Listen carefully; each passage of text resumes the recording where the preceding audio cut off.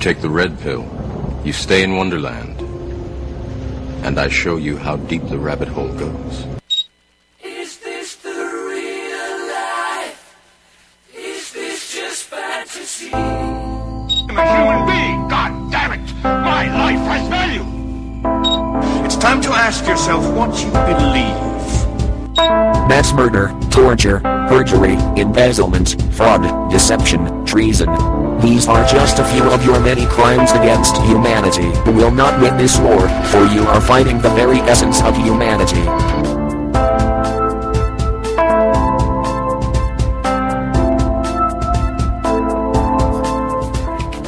Hi, welcome to Truth or Talk. I'm April Bowden. And I'm Virstyne Henry. Please visit our website at truthertalk.com where you can find our products. We have a t-shirt called The Conspiracy Realist and a book by Liam Sheff, Official Stories, which we highly recommend. We have him on our show all the time. He's always a great guest. He's always a great guest. And Liam's book, Official Stories, is about the official stories and how official stories are there to protect the officials. That's his catchphrase. But it's true, and, you know, speaking of that, we often talk about the medical industry and the medical industrial complex, and today's guest is going to be talking to us about something I don't think that is really brought up that much, which is the truth about postpartum depression. And, you know, I guess he's like, they would call them like female mental illnesses, you know. It's like, and we talked about it before on our show with Leslie Carol Botha. She actually introduced us to our next guest, Cheryl Jazar, and we were glad to be introduced to her because this is something that I think does affect a lot of women, but it's almost like it's written off as like crazy woman issues like PMS or, you know, oh, crazy woman problems, and not really taken seriously as a problem that really does exist, and maybe it's not just that she's crazy, but it's something physiological going on in her body that she doesn't have any control over. So Cheryl has an interesting take on that. She looks at it from, you know, a health perspective, a spiritual perspective, and so we're into that because, you know, something physically going on in your body that's causing you to be severely depressed or not want to bond with your baby or have, you know, these kinds of issues, then you're not going to treat it with a pill, you know. You're not going to go in and take Prozac and have it fix a vitamin B deficiency if that's what the problem is, you know. Or if you're having some kind of, because you're nutritionally depleted because you just gave birth, you know, it's like, that's not going to help you to take Prozac. You're not Prozac deficient, you know. So anyway, so it's an interesting thing that I don't hear a lot of people talking about, even in the alternative media. So hopefully we'll learn something today, and our audience will learn something as well about this, because I think it's really, really common. I mean, do you remember that that whole thing with Tom Cruise on the Matt Lauer show? Oh, yeah. Where he was glib, you know? Matt Lauer was being glib, and he called him, Tom Cruise said he was being glib. And that was funny because I just hadn't heard that word in like a million years. But wait, Tom Cruise said he was being glib? I missed that. Said that Tom Cruise told Matt Lauer that Matt Lauer was being glib because Matt Lauer was kind of being condescending. He's being glib, you know? But it's just an old-fashioned word. You just don't hear it very often. Like perhaps, or, you know, when people, you're like, who says that? You know, right? Right. I was like, glib. I kind of like that. Or, you know, one of those, like, yeah. But it was a good word for what he was being, because he was being glib. He was being, like, snooty about it. Acted like he was talking down to Tom Cruise because Tom Cruise was, and the whole argument started. It was a great battle of egos, but I had to side with Tom Cruise, you know. I sided with Tom Cruise as well, but the argument began because they were talking about Brooke Shields. Matt Lauer, exactly. It was Brooke Shields, because she'd come out and said that she had postpartum depression and that she got rid of it through using pharmaceutical drugs, and Tom was like, no, that's not cool, basically. You know, I'm paraphrasing, of course. But he was like, well, why can't she use, you know, medication if she feels, which I understand to a certain degree, like, it's a fair question to ask, because for some people that are in that situation, maybe it's dire and they need that. They need something that they feel will work right away, but in the end, it's just going to do them worse, you know? It's just going to compound the problem. Like, Tom Cruise is very, very intelligent. I've always thought that about him, and it's a shame that, I think because he's connected to the Church of Scientology, people don't really take him seriously. But I think that he was he was right on, and he held his own. Yep. And he was true, because, you know, he's saying, hello, I've researched, I've done, you know, you're just basically, you know, being glib. And just, you know, you're just, you know, you don't really know what you're talking about. And he didn't, you know? Nope. So, yeah, I remember that. Maybe we can play that clip for it's a short clip. It's only like a few minutes. Maybe we can play that during something. If we have time, we'll play that clip. But yeah, it was funny because it's true. A lot of people did dismiss him, and they also dismissed him as being, because he's a man, and they said, well, you know, she would know more than he, which I can't dispute that. I mean, she would definitely know what was going on in her body, and she would, you know, have better than he, because she was the one that experienced it. And maybe those drugs helped her in that they masked her symptoms, but we don't really know what was causing the symptoms. You know, it's like I feel that it's sort of the mainstream attitude towards a woman giving birth is that, you know, she's going to be all fucked up. She's going to be like there's going to be all kinds of things wrong with her, you know, and she's, even the prenatal care, it's like everything, it's treated as if it's a sickness. It's treated as if it's a cancer. Like, you're going in for all these you know, like, you need a doctor who's not only a doctor, but he's a medical doctor, but he's a surgeon, because he's probably going to have to cut you, and they need to like monitor you and test you and weigh you and do all this shit that really isn't necessary, because it's not a sickness. It's a normal process of life. And it's, you know, you're having a baby, so you will, you know, need more nutrients. You will need, but I don't think anyone really disputes that.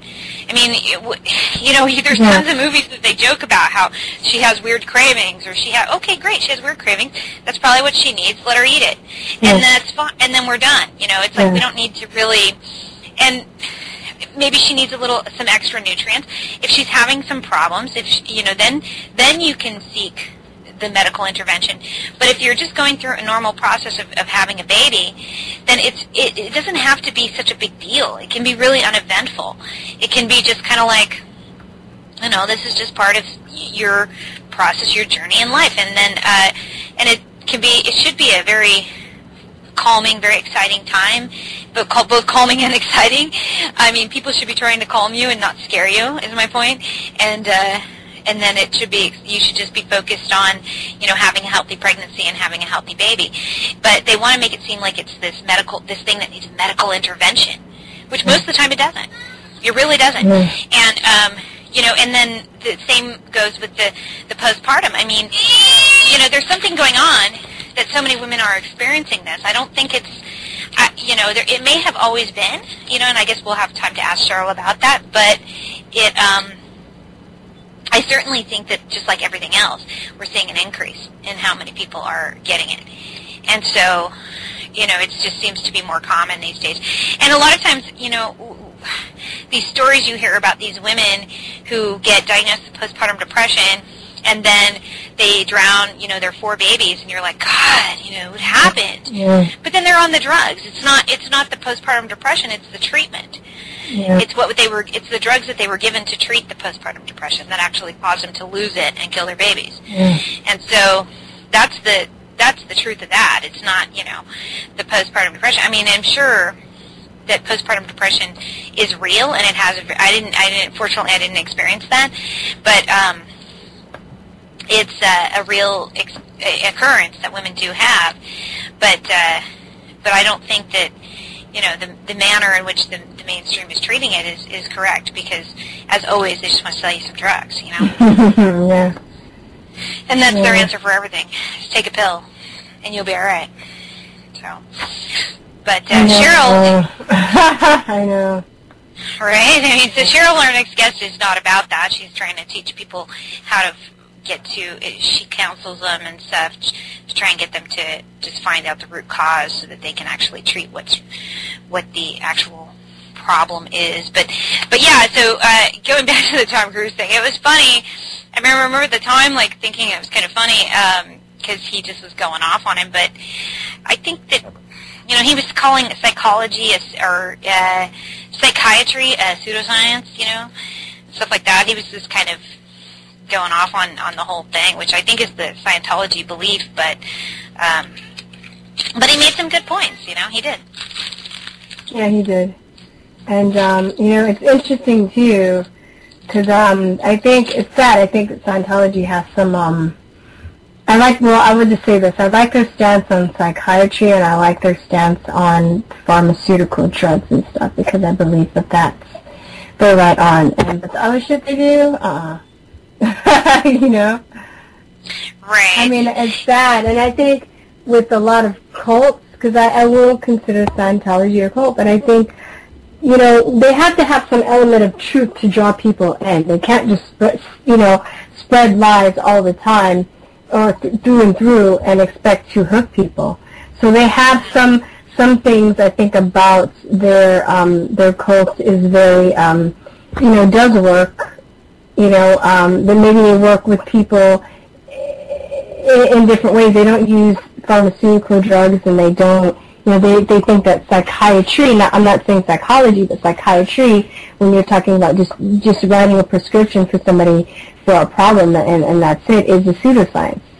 And if you know anything about the DSM, that Merck writes the DSM now. I don't know if they originally did. I know they do now, to the point where basically the psychiatrist, or the patient will go into the psychiatrist's office, and then what happens is the psychiatrist will then, listen to their symptoms or what they're feeling, and then they'll refer to the DSM, which is written by Merck now. I don't know if it was originally written by a pharmaceutical company or not, but for now, last thing I checked out was that Merck now writes it. And basically, so they'll get the diagnosis or whatever, then they'll figure out from the diagnosis in the book what what drug to prescribe to their patient. But it gets even more twisted because when the DSM is basically all subjective. It's all subjective, right, because these diagnoses are voted on by people. But there's no test that you can take to really, like a blood test or a physical, like any test is not objective. So anything I feel in medicine that's objective is open to corrupt. It's easily can be corrupted. So I mean, I don't trust that, and that's why they get into the that's why they, and plus just a lot of the experiments that have been done on people in the name of psychiatry through the years. I mean, they've driven people crazy. They've, all lobotomies that they used to do to people. I mean, they've done some really, really extremely heinous things in the name of science through psychiatry, based on people's theories and not even something that's been proven to be real. Right. And it's crazy. So, I mean, I agree with them on that, and I think, but what's so funny is they do the same thing. That's what makes Scientology a motherfucker, because they do basically, they point their finger at psychiatry, but yeah, they do the same thing that psychiatry is doing. So it's like the pot calling the kettle black, basically, in that sense.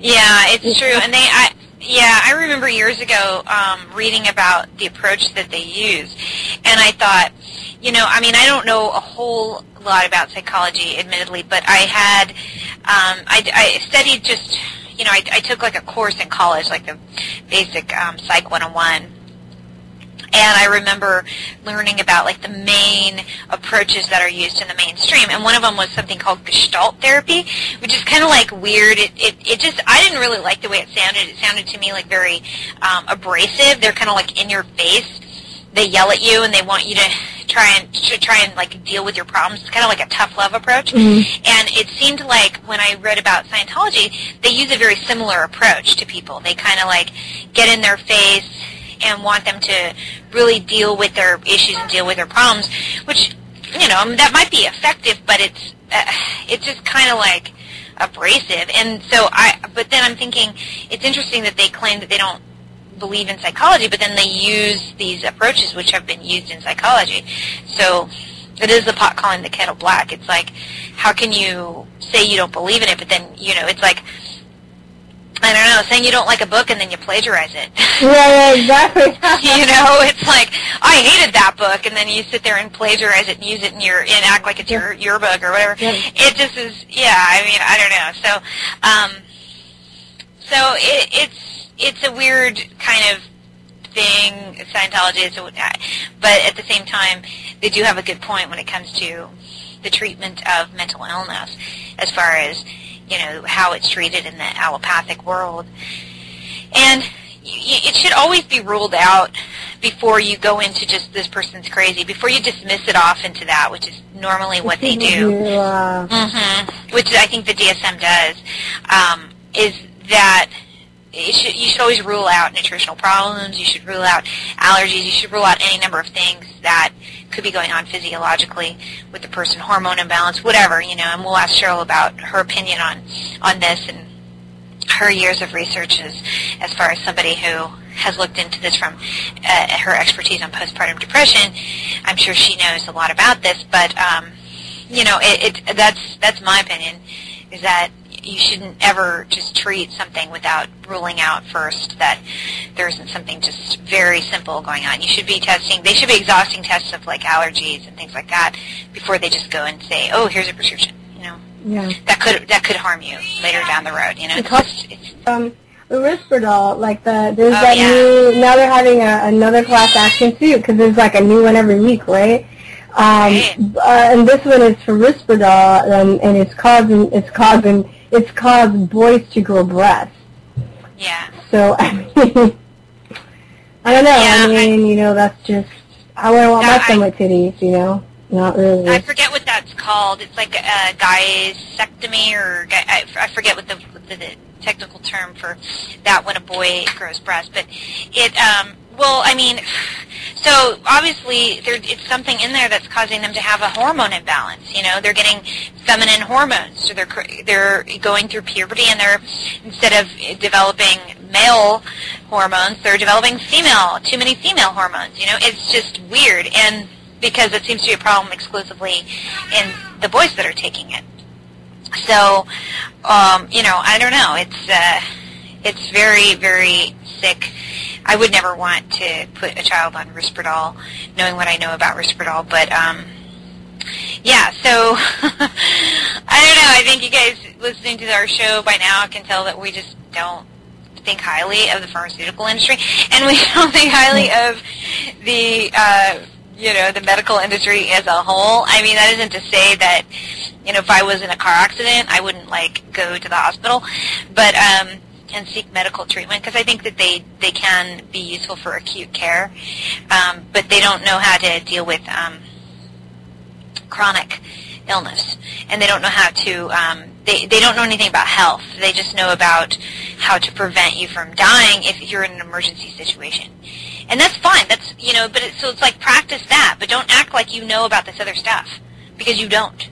You know, it's like, if you know how to, like, fix my leg when it's broken, if you know how to, like, you know, put me in a sling, and, you know, if you know how to, like, put me on life support if something was like, I mean, you know, there's any number of things. There are some life-saving surgeries. I'm not totally against surgery in every instance, but if it's, you know, even in the case of cancer, I mean, I've heard even in Ty Bollinger's documentary, that when we interviewed Ty, we watched his documentary. There were several people who said that they got their cancer removed because it was just too big and it was obstructing their ability to breathe, or it's obstructing. In those cases, I think that it is justifiable, because it's like, you just got to, in some cases, you just got to get it out. But that doesn't mean that every person has to have it. It should be treated on an individual basis. Yeah. And that should be a one-to-one thing. If it's a minor thing that isn't really, it's kind of like with a cavity. I mean, if you have a small cavity, then you drill it. Well, you're just going to make a bigger hole. Okay, so you don't have to drill every single cavity. You don't. No matter what your dentist tells you, you do not have to do that. And you know who told me that where I first learned that? I was told that by my dentist. Yeah, you know what? I was going to tell you the same thing. I found that I was like, because I remember getting a checkup, and he was like, you have a cavity. I'm like, oh, shit, I got to get this shit filled. And I didn't say that to him, but in my head, I'm like, fuck, I hate coming here anyway. And, and then he was like, I was like, okay, well, you know, I got to make an appointment to get this filled, right? And he was like, no, you know, it just the hole can close itself. I was like, oh, the hole? You know, I never heard that before. But yeah, but it's funny. My dentist told me that too. Yeah, he didn't tell me that it could close itself, but he did say that it. He even brought up the fact that most dentists won't tell you that. He's like, you know, most won't tell you this, but you actually don't need to drill it, and it will actually make a small hole into a big hole. And then, sure enough, like the next time I moved, and so I had to go to a new dentist. And when I went to the new dentist, he was like, no, we're going to drill that. And I went, well, what? My last dentist told me you didn't have to. And he was all, well, I've never heard that before. You drill every cavity that there is. You drill every single one. And so I just fired that dentist immediately and never went back. Because I didn't believe him. I believed the other dentist who told me that it wasn't true. Have you seen I'm sorry to cut you off. No, go ahead. I'm thinking of Little Shop of Horrors. Have you seen Little Shop of Horrors? Oh, yeah. There's a part of me, too, that just wonders if some dentist or sadist, you know, but they make fun of that. They make fun of that in that movie, because it's like, damn, who loves going to the dentist? It's like one of the worst experiences ever. Who wants to be a dentist, you know? I know, and it's like, you know, I mean... I've never heard anybody say that they want to be a dentist. Either their parents pushed them into it, or I don't know. Well, I don't know. The little boy in the Rudolph the Red-Nosed Reindeer, the claymation. Remember, he wanted. No, he wasn't a little boy. He was the elf. He wanted to be. The elf wanted to be. That's propaganda. He was cute. The Rudolph the Red-Nosed Reindeer to make children want to become dentists. Oh my God! That's the Illuminati right there. In that cartoon, that's what that was. Oh my gosh, that's really sad because that was so cute. I know. I remember that. He was like, yes, he did, and he helped. He killed the monster. He killed the monster. He became friends with the snow beast because he plucked his tooth out. He said his tooth. Yeah, I remember that. He realized he had a toothache and he just plucked out the tooth. Yeah, that was problematic. And so, I mean, it doesn't have to be a bad profession. It's just how it's treated. You know, if they actually look at it from a holistic approach, where you want to look at not just dental care, but actually the nutrition and all that, it can be a very worthwhile thing. You know, and the same is true as like you're saying. We're going to talk to Cheryl about postpartum depression, and I'm thinking, you know, there are a lot of male doctors that are in the profession of obstetrics and gynecology. So it's like, why are they like involved in your vag? You know, they don't have one. I went through that. I kind of was on that page for a while because I had an issue and I had to go through a few gynecologists, and they were all male, and most of them were male except for one. They were just so insensitive and so just condescending that I was really bitter. I had a lot of bitterness for a minute toward male gynecologists.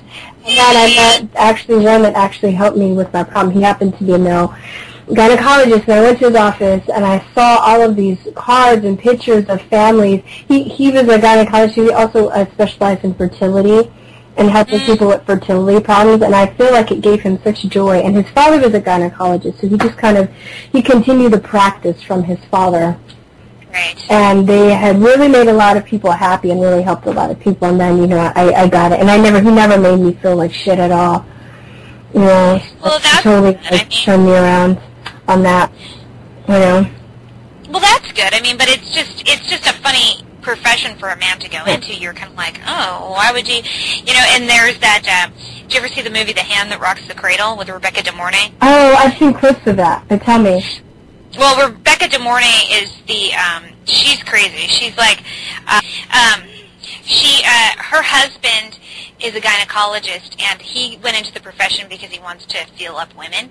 So he would, like, take off his gloves when he would put his hand in their vagina because he wanted to, like, feel up in there, you know? And so he's a perv. And that's why he wanted to be a gynecologist. And so, anyway, so this woman calls him out. Basically, she feels it. She's like, what is he doing, you know? And she's having a baby, and he's going in there, and she can tell that he took off his gloves, and she's kind of like, and he's sort of poking around there in an inappropriate way. So she calls him out, and then and he ends up going to jail, and so that's why Rebecca De Mornay is like bitter, and she goes and lives with them and tries to steal her baby and steal her husband. She's all mad at this woman because she blames her rather than blaming her husband, who is a pervert. But I mean, I'm not trying to gynecologist perverts. I'm just saying that was an example. I don't think Bill Cosby is a pervert. I'm kidding. Yeah, and in the Cosby Show, he was a gynecologist, or he practiced obstetrics. So it's not necessarily the case, and it's probably very, very, very, very rare that anything like that happens. But it just is kind of strange because it's like they're not familiar. I mean, at least not firsthand, their bodies. So I don't know. It's probably rare, equally as rare, that they're inspired to do so for, like you were saying, you had that one doctor. But only after you had gone through a bunch who were totally insensitive and couldn't figure, didn't care at all. They told me it was all in my head because they just didn't know it was wrong. Yeah, and then that goes back to the whole, like, it's women's problems, it's in your mind. Yeah, definitely. Because they just don't understand it, and because they don't have the sort of dramatic hormonal changes. And so they don't get it at all. They don't have a menstrual cycle that changes your hormones every month. They don't have a baby that changes your hormone cycle. They don't go through menopause. They don't go through those kinds of things. I mean, men have hormonal changes, but not in that dramatic of a way. So they don't understand it. So they write it off. Sometimes, they can. And that's what we're hoping to. Hopefully, the guys out there that are listening to our show are going to help understand their ladies, their wives and their girlfriends and their female friends and their mothers and whatnot, because maybe it'll shed some light on what's going on with her, and you won't think that she's just being a bitch. Or maybe you won't take it to personal too, because when you don't understand, you're just like, with anything, male or female, when somebody's lashing out at you, you might tend to take it personal. Yeah, exactly. So hopefully that this will shed some light on what's really going on, and that it's not something, you shouldn't take it personal, because, she's not happy. She's not trying to be like that. She's going through something that is not within her control as well. But hopefully you can empower yourself and figure out how to get your control back and how to restore your health through the things that we're going to talk to Cheryl about. So everybody stay tuned. We're going to take a short break. And when we get back, we're going to be talking to Cheryl Jazzer, after the break. So please stay tuned. Thank you. Before I was a Scientologist, I never agreed with psychiatry. And then when I started studying the history of psychiatry, I started realizing more and more why I didn't agree with psychiatry. And as far as the Brooke Shields thing is, look, you got to understand, I really care about Brooke Shields. I think here's a wonderful and talented woman. And I want to see her do well. And I know that psychiatry is a pseudoscience. But Tom, if she said that this particular thing helped her feel better, whether it was the antidepressant or going to a counselor or a psychiatrist, isn't that enough? Now, you have to understand this. Here we are today, where I talk out against drugs and psychiatric abuses of electric shocking people, okay, against their will, of drugging children with them not knowing the effects of these drugs. Do you know what Adderall is? Do you know Ritalin? Do you know now that Ritalin is a street drug? Do you understand that? The difference is, Matt, I'm asking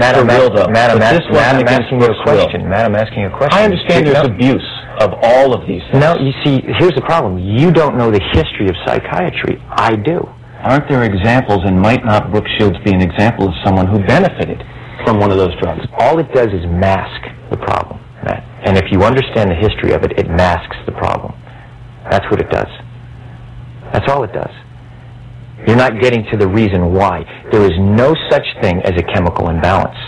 So postpartum depression to you is kind of a little psychological gobbledygook? No, I did not say that. I'm just asking, what would you call it? Matt, that is now you're talking about two different things. But that's what she went on the antidepressant for.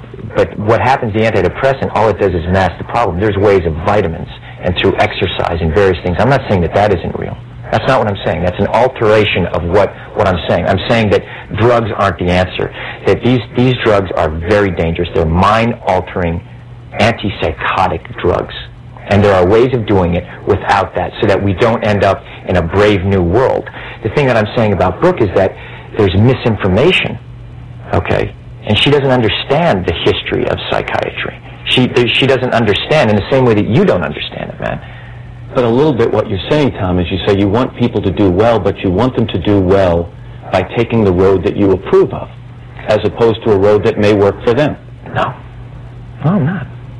Well, if antidepressants work for Brooke Shields, why isn't that okay? I disagree with it. And I think that there's a higher and better quality of life. And I think that promoting, for me personally, so you're saying, I can't discuss what I want to discuss? No, you absolutely can. But Matt, you're going in and saying that I can't discuss that. I'm only asking, isn't there a possibility that, do you examine the possibility that these things do work for some people? That yes, there are abuses. And yes, maybe they've gone too far in certain areas. Maybe there are too many kids on Ritalin. Maybe electric shock is... kids on Ritalin? I'm just saying, but aren't there examples where it works? Matt, you're glib. You don't even know what Ritalin is. If you start talking about chemical imbalance, you have to evaluate and read the research papers on how they came up with these theories, Matt. Okay? That's what I've done. And you go and you say, where's the medical test? Where's the blood test that says how much Ritalin you're supposed to get? It's very impressive to listen to you, because clearly you've done the homework and you know the subject. And you should. And you should do that also, because just knowing people who are on Ritalin isn't enough. You should be a little bit more responsible in knowing I'm not prescribing Ritalin, Tom, and I'm not asking anyone else to do it. Well, you're saying no. I know some people who seem to have been helped. But you're saying, this is a very important issue. This is a very, you know what, and you're here on the Today Show. Right. And to talk about it in a way of saying, well, isn't it okay, and being reasonable about it when you don't know, and I do. I think that you should be a little bit more responsible in knowing what it is, because you communicate to people. But you're now telling me that your experiences with the people I know, which are zero, are more important than my experiences. What do you mean by that? You're telling me what's worked for people I know, or hasn't worked for people I know, and I'm telling you I've lived with these people, and they're better. So you're advocating it? I am not. I'm telling you, in their case, in their individual case, it worked. I am not going to go out and say, get your kids on Ritalin, it's the cure-all and the end-all. Matt, but here's the point. What is an ideal scene in life? Okay? Ideal scene is someone not having to take antipsychotic drugs. I would agree. Okay, so now you look at it and you go, okay, a departure from that ideal scene is someone taking drugs. Mm-hmm. Okay, and then you go, okay, what is the theory and the science behind that justifies that? Let me take this more general, because I think you and I could go around in circles on this for a while, and I respect your opinion on it. Do you want more people to understand Scientology? Would that be a goal of yours? You know what? Absolutely, of course. You know, how do you go about that? You just communicate about it, and the important thing is, like, you and I talk about it, whether it's, look, if I want to know something, I go and find out, because I don't talk about things that I don't understand. I'll say, you know what? I'm not so sure about that. I'll go find more information about it, so I can come to an opinion based on the information that I have. You're so passionate about it. And I'm passionate about learning. I'm passionate about life. I was on holiday with Sir Lawrence Olivier. We had decided that 9/11 was an intelligence operation. We'd all known about JFK. He had so many mistresses. The CIA shot him. Castro could never have done it. It was clear. We had become realists, conspiracy realists. How would we let everyone know was the question. We decided to buy T-shirts that told the contents of our hearts and minds to the world. We went to shop.com shop.truthertease.com. Even though the internet hadn't been invented at the time, we went to shop.truthertease.com. There we purchased Conspiracy Realist t-shirts, one of a kind, sold only at shop.truthertease.com. 100% cotton in men's and women's fitted sizes. I won't tell you which one I'm wearing. Hi, welcome back to Truth or Talk. On today's show we have Cheryl Jazzer. Cheryl is the founder of Well Postpartum Consulting. She has supported hundreds of new mothers since 1998. Her background is in psychology, counseling, and women's studies with a master's degree in human relations. After pregnancy, Cheryl suffered a severe postpartum depression and psychosis. She was hospitalized for 6 weeks and told she would have to remain on medication for her life. She ended up divorcing and losing custody of her precious daughter, Angelica. These experiences and her remarkable healing led her to develop a passion for helping women live the type of motherhood they were meant to have. Although the consulting services, video information, blog posts, and supportive Facebook guidance she currently provides via Well Postpartum Consulting are all completely free of charge, it is important that Cheryl has total transparency with the women she serves. Her passion is working with new mothers, but as an independent wholesale distributor of Young Living essential oils. She works with a wide range of people as well. She makes commissions from Young Living, which allows her to offer free for the postpartum depression at no charge. If you're looking for help in this area, please check her out at wellpostpartum.com. Please welcome to the show, Cheryl Jazzer. Hey, Cheryl. Hey, Cheryl. Hello. Thank you so much for having me. You're very welcome. Thanks for being on the show today. And this is interesting that you offer these services for free. I thought that was pretty incredible, and that you're so open about your own experiences. And so, if you could talk a little bit about that, so you started your clinic after you had experienced your own postpartum depression. So what can you tell us about that and how you got yourself better? Well, for me, what happened, I was actually a volunteer for many years with a group called Postpartum Support International, and so a lot of my training and experience came from that group.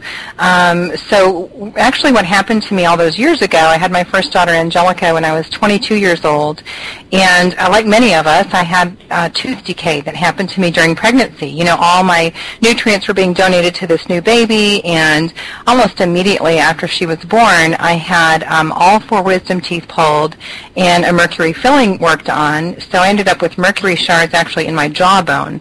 So that's code for profound mercury poisoning, which really threw me over the edge. I always think back to the term off her rocker. I was definitely off my rocker with mercury, overwhelm and poisoning and nutrient deficiency, and it was not a pretty thing, but thank goodness, you know, things are different. We can turn around and heal. So.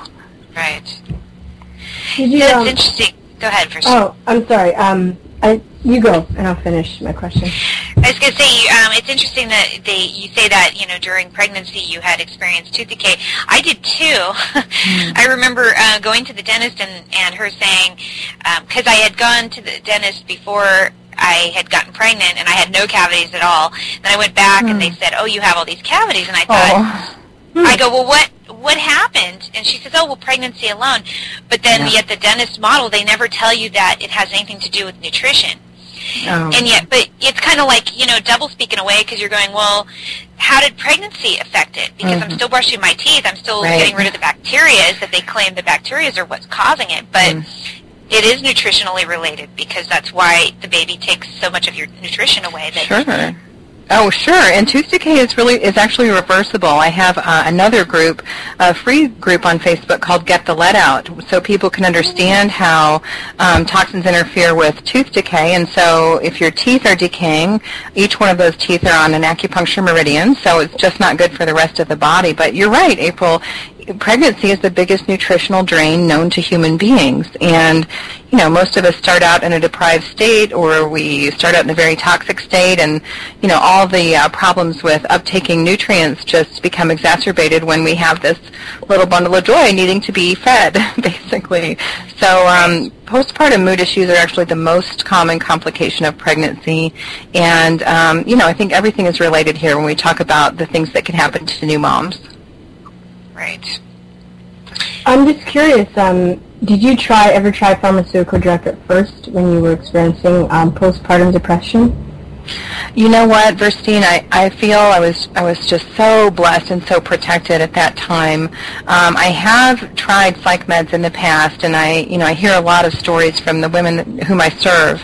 But at that time, whenever I had when I had my daughter Angelica, yes, I was hospitalized. I was given, every imaginable drug.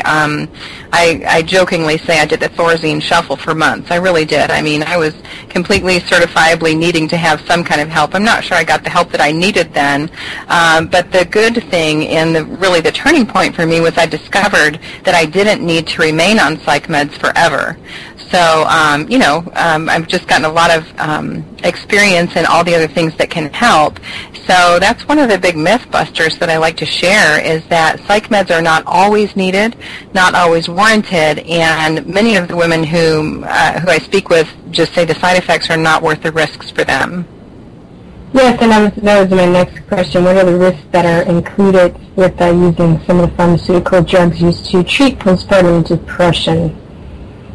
Well, there are many risks, and some of the stories I hear are actually very distressing. I feel very protective toward new mothers. As April said in the intro, I did lose custody of my daughter, and so the work that I do is to help women prevent that from happening to them. So I hear, I just hear of people's symptoms becoming much worse and much more severe, even from the first day that they take a psych med. So there are a lot of, kind of really nasty side effects that I've heard about, and then there are many lists that people can find on Google, and, but what I really prefer to focus on are the things that help to balance the body. Because it's remarkable. Personally, whenever I found out the things that could help me quickly, I actually felt a massive shift in about 20 or 30 minutes. And I was surprised. I thought it was a fluke for a really long time. But later I had a conversation about 9 years later, actually, with Dr. Shoshana Bennett, a past president of Postpartum Support International, and she said in her private practice that actually happens all the time, that when people get some nutrition in, that their mood lifts, they have a shift, they have a change for the better, and that's exactly what happened to me.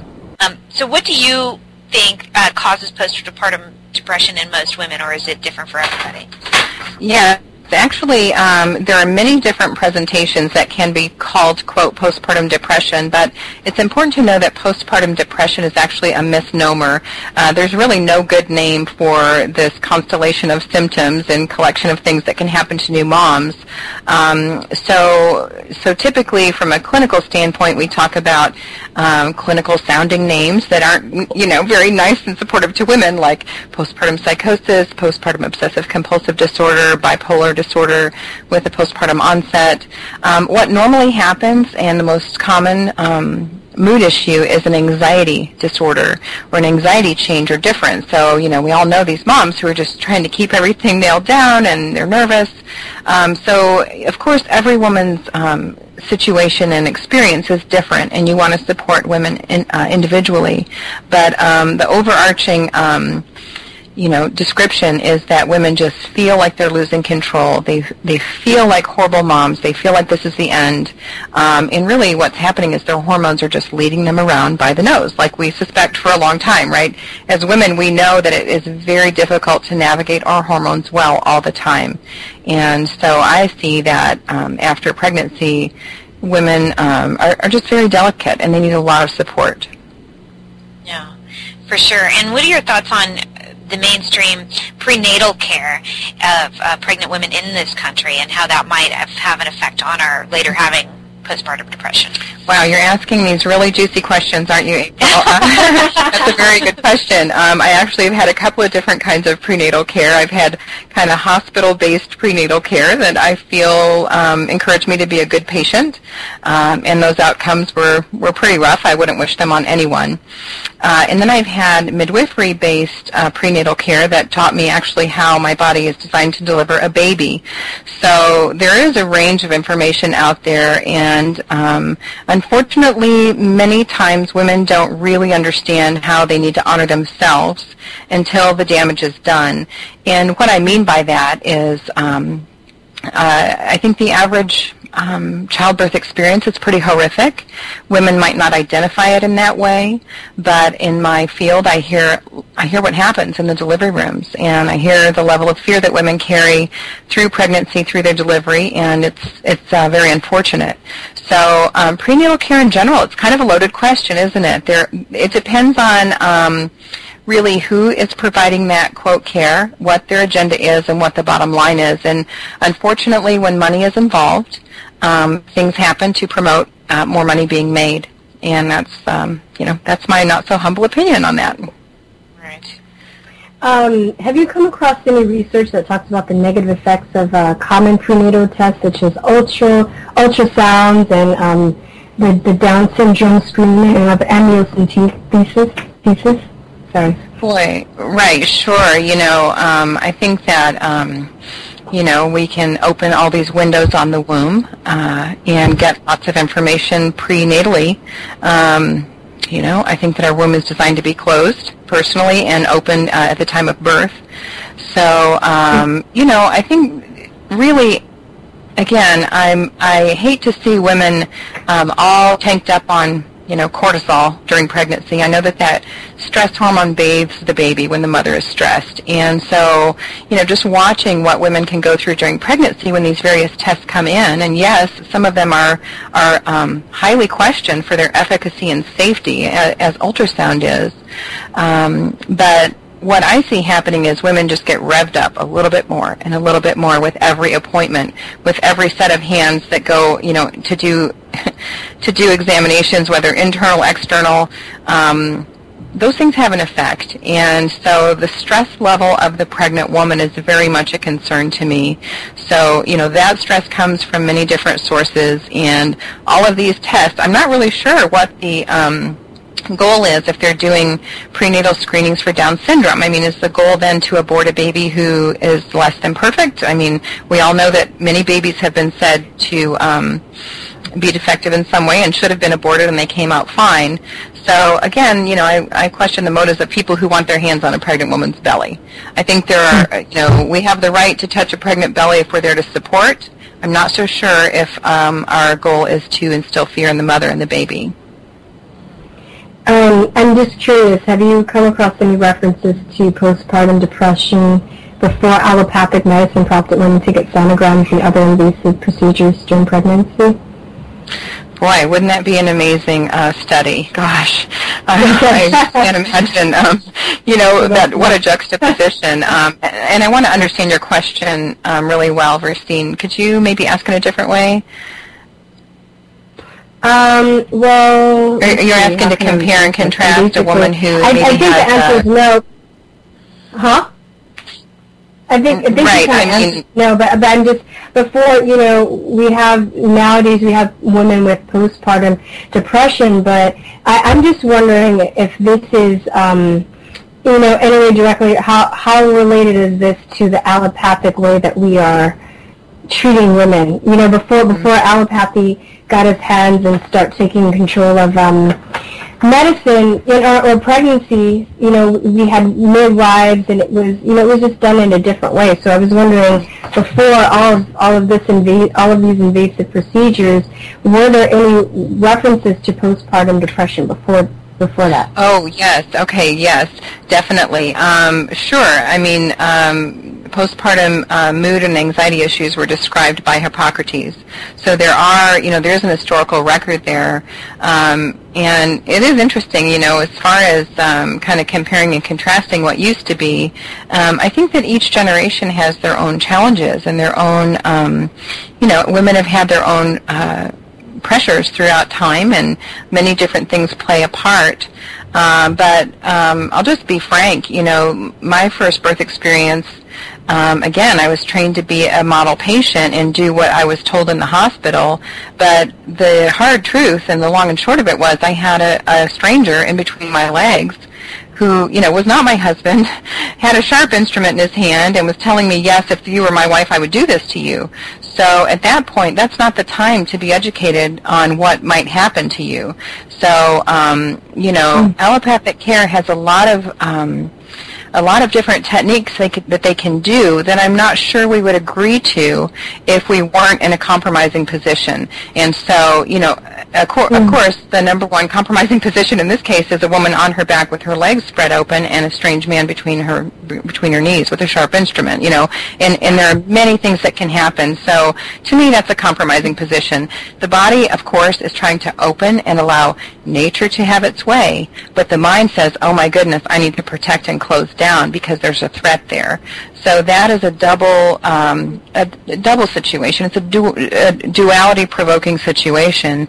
And so I think that, in general, the more allopathic care options available, the more fragmented a woman's mind becomes. And the outcomes really speak for themselves, unfortunately. We have a really good idea of the results. So it's, I think nature has designed a specific way that's really important and to honor and very effective, and fear has another agenda, basically. I like that you bring that up because I thought that was my own experiences when Virstyne was asking about the ultrasounds. My second son was diagnosed with autism, and he had many ultrasounds, but I really didn't. They weren't necessarily needed because he was healthy at birth and he was healthy in my womb, and I had a pretty healthy pregnancy. So it was just sort of their intervention, but it was enough to make me very, very stressed because they kept bringing me in, and I guess their concern was because he was 9 pounds 9 ounces. I'm 5'2", so he was a big baby for my body. So they were like, "Why is she so big?" Well, because I had a big baby. my husband's 6'2", so it was well, right. So I'm going, okay. So genetically, I can carry a big baby because he would get that from his dad's side. So it wasn't there wasn't anything wrong. It was just they thought that it needed to be monitored, and so they kept sending me in for these ultrasounds, which I found very, very stressful.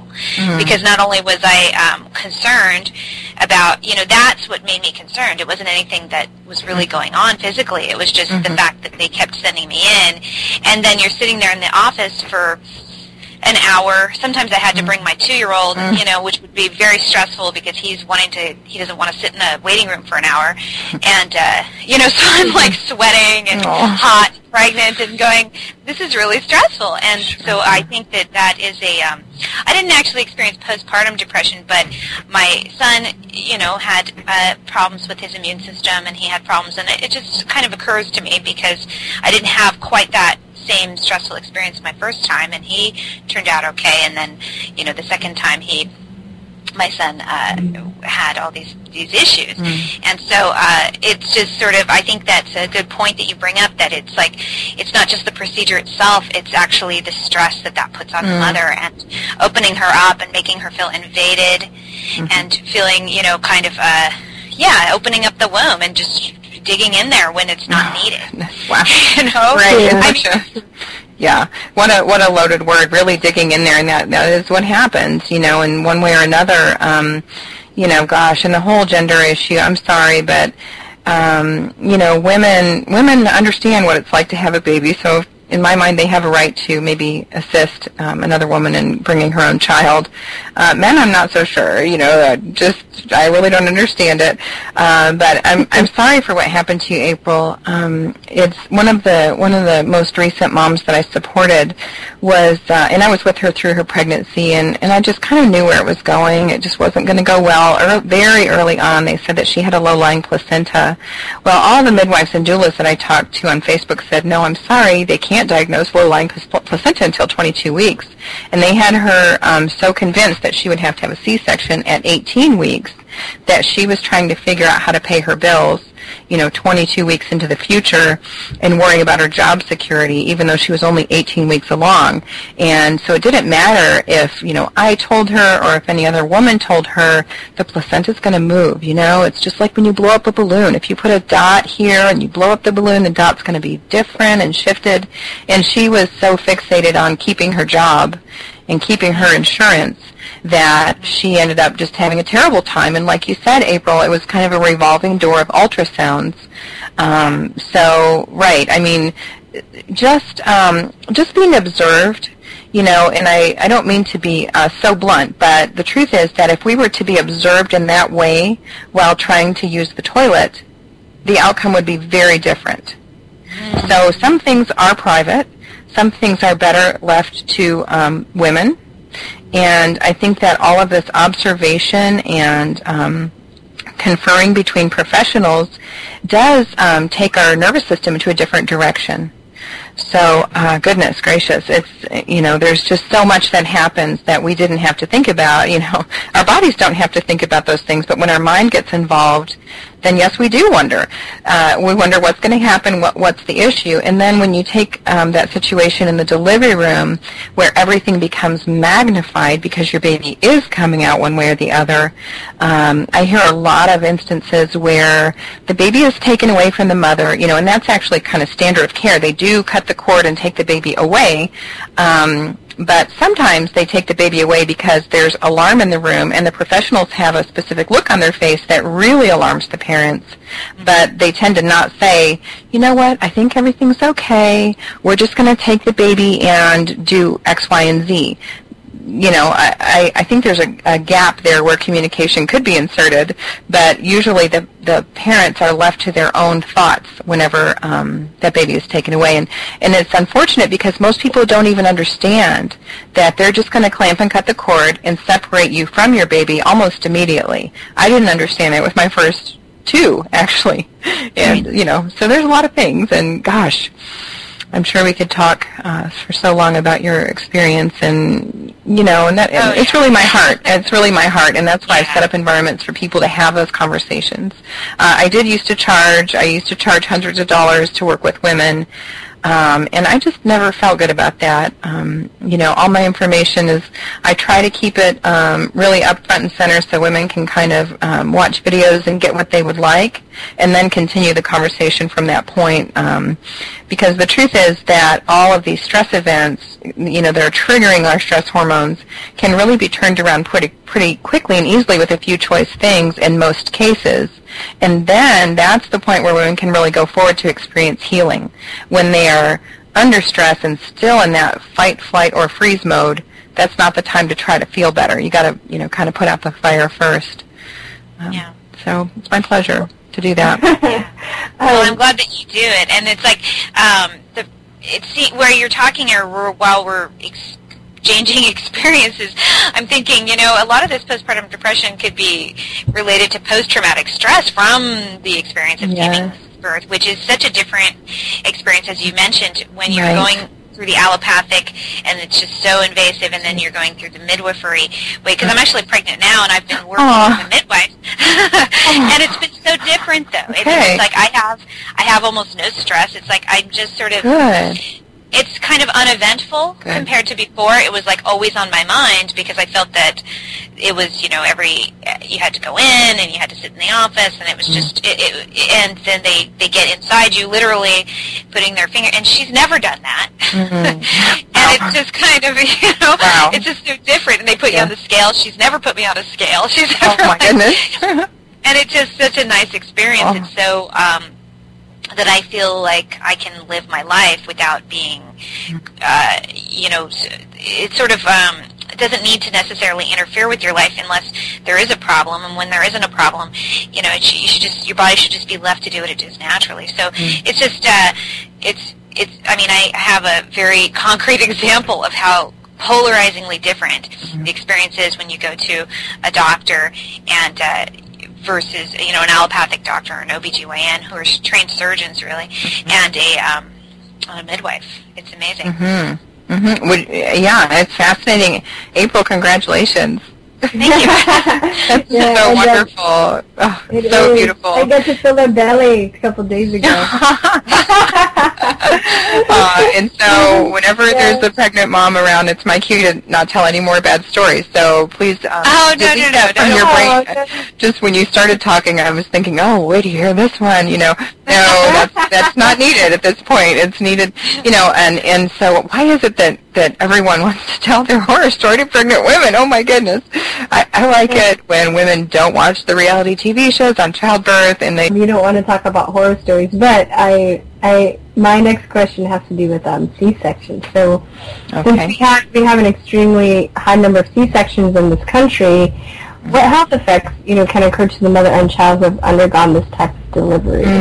Okay, yeah. So this is the point where I would want April to just, walk away, walk her ears.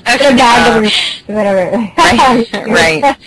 The health effects of C-sections are many. Basically, our bodies are designed with a specific plan in mind for childbirth. And Dr. Michel Audant, the French obstetrician famous for the book The Scientification of Love, goes into this very beautifully. Basically, the scientification of love is a big meta-analysis of everything that was known about bonding and childbirth back when he wrote it, and before he became such a famous man in this arena. Dr. Audant, that's O''Dent, was responsible for bringing water birth to the United States. And what he says is that there's a chemical cocktail that is sparked whenever the baby is ready to be born. And that chemical cocktail promotes the formation of oxytocin, which is the hormone of love. So everything kind of flows from there. The spontaneous ejection of the baby from the uterus, the breast milk from the breast, that gorgeous eye contact, your first eye contact with your baby is such a loaded, powerful moment. So everything that the body is made and designed to do, both the mother and the baby, comes from that signal that the baby gives, that nature gives. So whenever an outside entity forces a signal through the use of chemicals or, stripping of membranes, again, someone else's hands in that very private sacred space, then the body is forced to do something that it is just not ready to do, unless those methods are employed at the precisely the right time. And even in that case, if somebody magically knew that it's time for that baby to be born because they said so or because they had an intervention, then what they're doing is upsetting nature's way and interfering with that chemical cocktail from being created. So the importance of letting nature take its course is evident even generationally.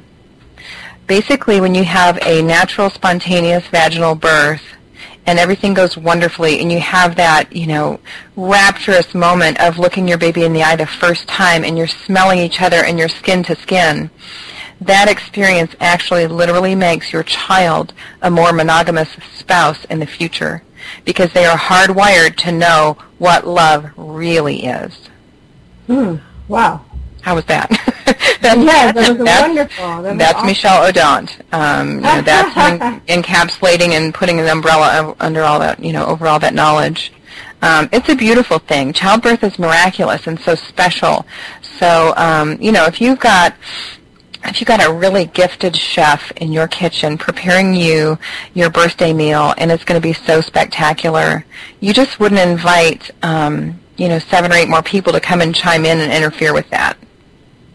Yeah. You're good to go with the chef. You've got an expert and they're doing their thing. You're good. You're going to be fed, right? Yeah. Right.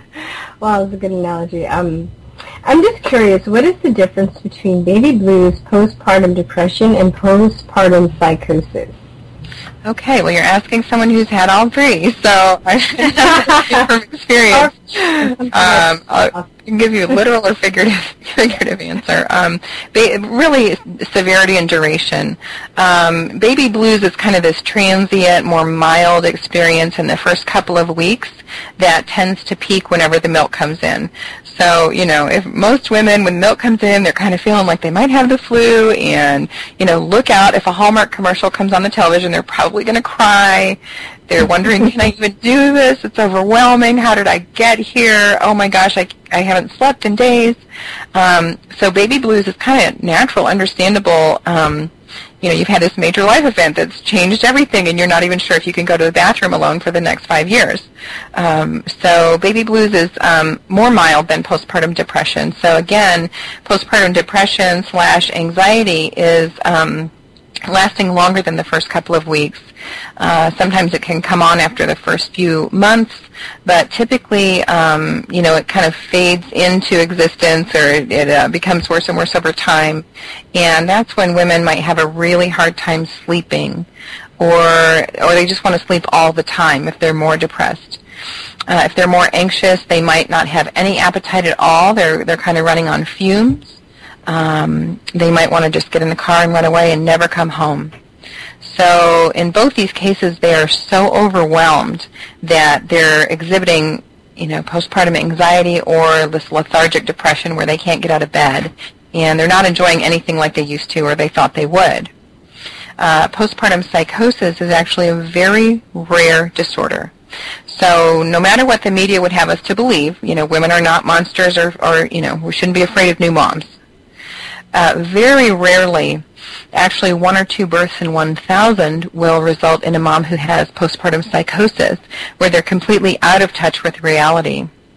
And then a very small percentage of those mothers, 1 or 2 in 1,000, maybe another, few, will have an experience that ends in tragedy or some kind of violence. So even though those tragic stories get a lot of media coverage, they're very rare. So unfortunately, we have a lot of moms who are afraid to even admit that they're just not loving this experience. They've got, messes all over them, and nobody's done the laundry, and they're starving. And so they don't really want to admit that they're struggling because they're afraid that somebody might think that they've got psychosis or that they're a threat. And that's definitely not the case for the overwhelming majority of moms. Women with postpartum psychosis, there's an excellent book called The Yellow Wallpaper by Charlotte Perkins Gilman that describes the experience of postpartum psychosis in a physician's wife. So she was basically locked away in an attic and walked and circled the room, and in her psychotic state could actually see shifting animals and visions in the yellow wallpaper in her space. So these women are very much out of touch with reality. They are frequently having delusions and all kinds of paranoia, and so it's very unfortunate. In that case, it really is a medical emergency that warrants some kind of help from the outside. So, so again, there's a wide range. There's also other things that can happen. But thank you, Virstyne. That's such an important question. Yeah, and is there any way that women, or how can they, if it is possible, to prevent these things from occurring? Mm-hmm. Prevent postpartum depression and postpartum psychosis, even though it's rare? Sure. It depends on who you ask. Most of the literature says no, that exercise and eat well, and some people even take psych meds preventatively. I don't think they're necessary in most cases. I think that what is a good idea to help lessen your chances of having a reaction is to make sure that your body is optimally healthy before you become pregnant, and also make sure that your husband's body is, as healthy as he can be before becoming pregnant, because a lot of pathogens are exchanged in marital relations. There are many different scenarios that can make your pregnancy and childbirth less than optimal. So, April, I love what you're doing by getting some maybe more respectful care and less scary care for your pregnancy. That's beautiful. But also looking at the toxins in the body, looking at how the nutrients are being uptaken into the cell, looking at fatty acid metabolism and what kinds of fats you're getting. It seems really easy to say, well, eat really well, but most women don't know what that means. They haven't, come across this information before, so they wouldn't know what that means. Should I eat corn? Should I not eat corn? Should I drink milk? Should I not? I mean, what about chocolate? What about coffee? It can be kind of a minefield whenever women are trying to figure this out, and it's so important. It's not like they're just 19 again or 17 again, and they can just eat whatever they want. Not to say that mothers don't come at every age bracket, but when there's a baby involved, it really ups the ante and makes women even more desperate for good information. So, I provide what I know and try to respect what women do with their own lives. So it's just me. I just like to share my experience and really put women in situations where they can talk to otherwise women. So that's a beautiful thing. When they can get into a community of women who are making sense, one, two, not scaring them, and three, saying, well, this is how it worked for me. This is how I had a good outcome. I think that's really important. Yeah, and I think it's important for other women to hear other women. In fact, we interviewed somebody today, and we were talking about the importance of anecdotes as far as getting people to make the right decisions about their health. And we were talking, saying that, in science, other people's, in so-called science, I should say, people's anecdotes or personal stories are just kind of written off as very primitive, But I think it's extremely important because honestly, at the end of the day, I feel that's how human beings, we make our decisions by listening to other people. Because most people don't read studies, It's frivolous to me. Anyway, and I'm also glad to hear you talk about the importance of the health of the man, because I think that's overlooked in a lot of cases. As far they always look to the woman because she holds the baby, but the man is donating sperm, and if his sperm's not healthy, it can definitely have effect on the baby as well.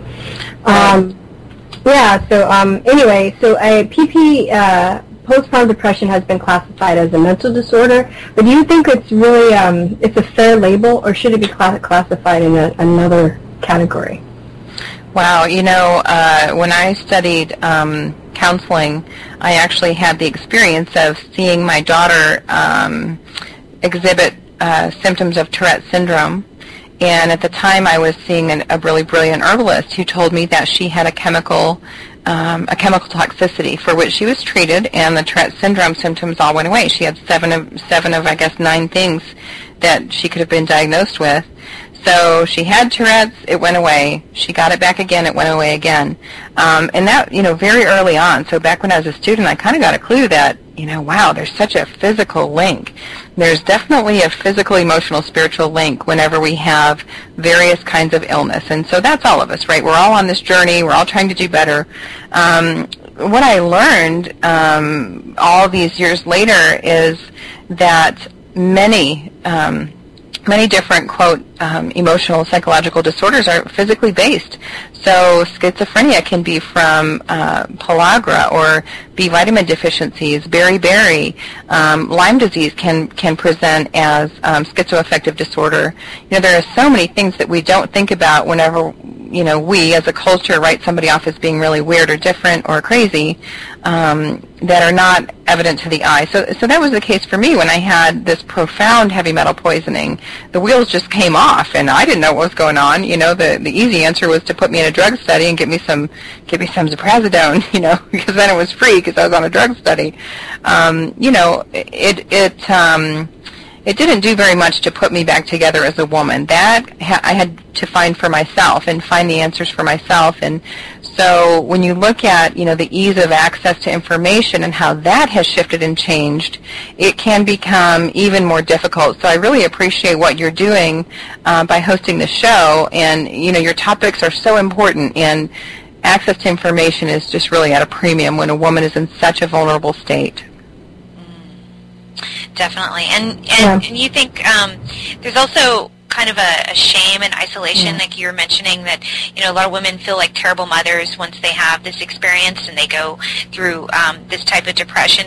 And so is that a big reason? Is it that shame that is why they don't reach out and get help? And or is it the ignorance of what postpartum depression really is? Oh my. Or a little bit of both. Or both. It's so much both. When you go to wellpostpartum.com, you'll see my friend Monique Miles Bruner.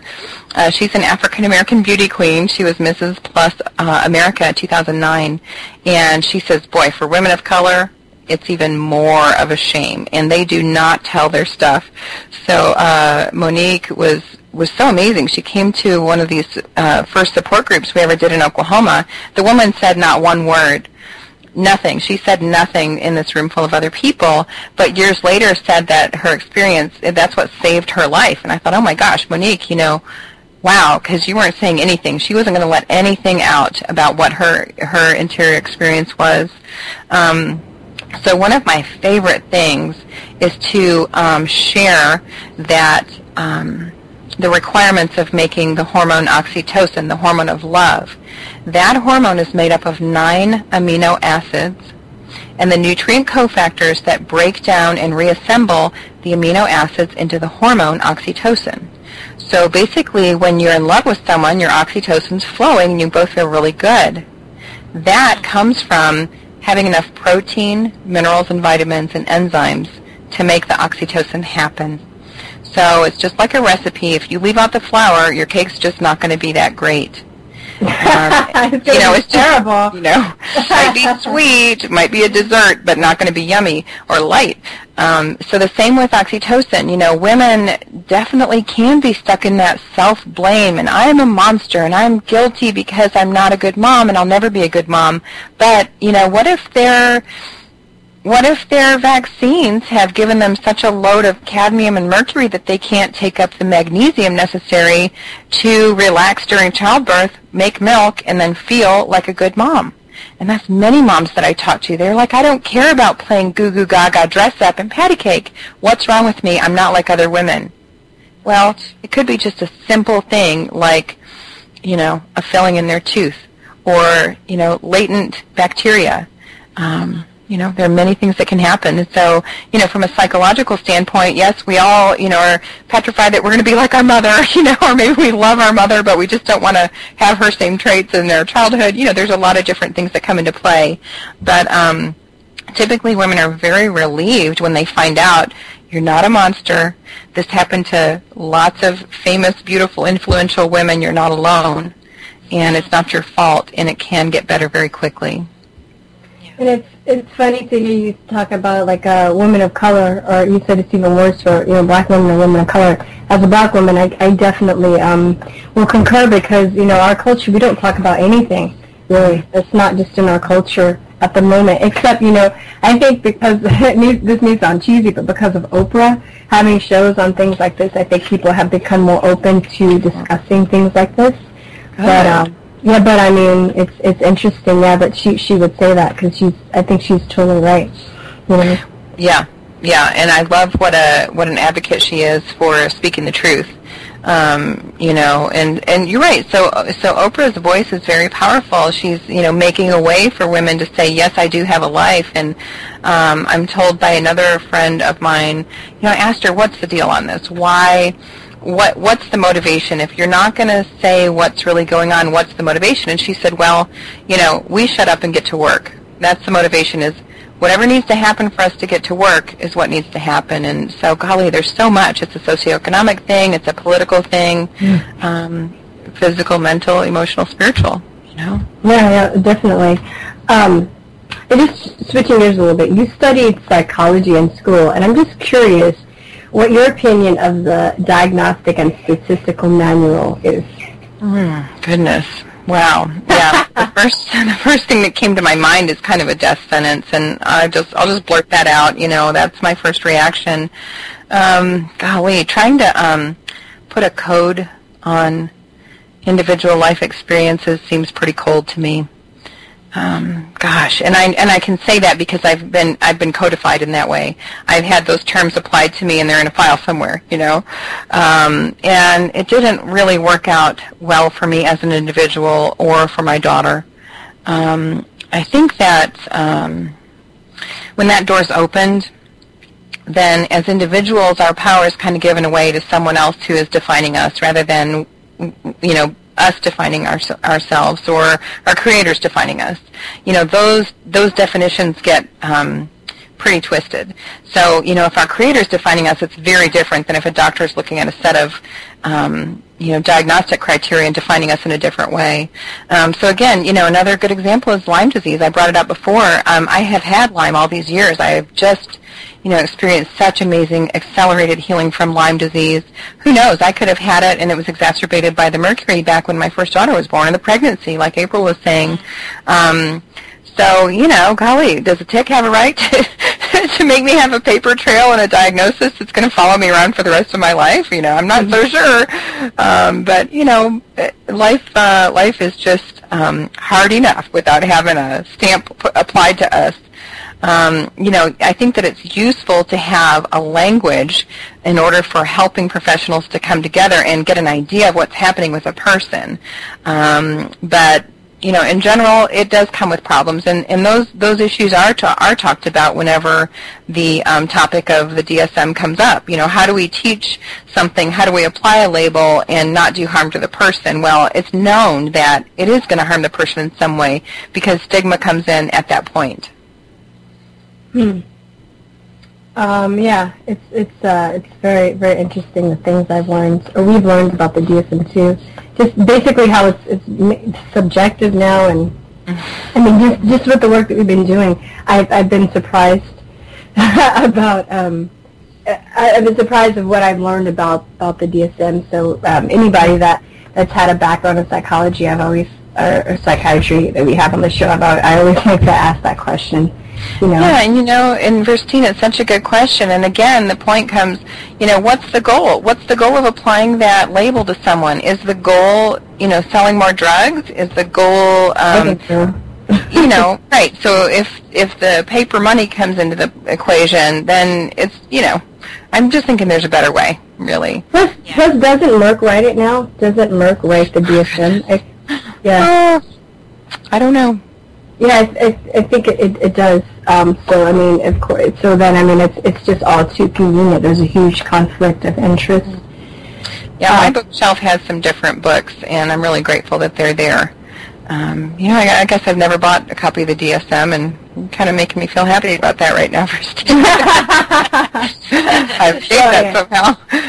Okay, so I have another question for you. Okay, so I want to know. What is your response to people who say you don't have an MD? Why? An MD. Why should we listen to you? You have no business speaking on the subject because you're not a doctor. And blah blah blah blah blah blah. Oh wow. Blah blah. I keep giving you my gut reactions. My gut reaction is good luck with that because I'm going to speak the truth. Yeah. But there are people that this whole medical mafia, this medical industrial complex. It's such a game, And I'm just curious because, with the work that we're doing now, the people that we've interviewed, the knowledge that we've acquired, we've found out that, a lot of people who don't have MDs are experts, more so than doctors. So I'm just curious what your response is to that. Right, exactly. Yeah, I'm going to give you a response that was taught to me at the University of Oklahoma by Dr. Barbara Hillier. And she taught us in my class in women's studies that what women have typically done, and this is a kind of a feminist perspective, but I think it's applicable to many different people trying to decide whether they're in or out of specific power structures. Okay, so there is a lot of power in the medical industry, and we can choose to look at, contend with, consider those power structures, or we can turn around, maybe go toward a different outcome, a different plan, a different type of power structure, and enroll ourselves in that, or we can turn a different direction and create our own power structures. And so that's what you're doing, is you're opening conversations with people who are just in different power structures, or their foci is different, their goal is different. It's not my goal to sell drugs, it's not my goal to pathologize women or put a label on them. It's my goal to listen to their story and walk with them toward healing. And so my work is as a healer. There's a license for that. I don't have that license. My work is, my gifts are bestowed on me by the power of my Creator. And so I don't need, the state to affirm or deny those gifts. That's between me and whoever the Creator would have me to lay my hands on. So, it's kind of a slippery slope when we're all trying to climb and be king of the mountain, but that sounds kind of exhausting to me, to enter into a system that neither wants me there or desires my knowledge or will support that, because I think the end goal is just different. And so it's my right to not enter into those kinds of dynamics where I will ask to be affirmed or denied by people who don't understand what I'm about. And we all have that right to turn and do something different, which I think is pretty beautiful. Wow. That's really empowering. Yeah, that's a great answer. Thank you. It is. I know. I love that. And do you think that had you not had the experience that you had with postpartum depression, you still would have been an effective therapist and counselor? Oh wow, gosh, man, it's wild to hear that question because before all this I studied architecture and I'm kind of glad I couldn't do the math. Like all my two brothers are architects. I'm like, thank goodness I'm not building the concrete jungle. I'm building people. That's amazing. So no, I think that my heart.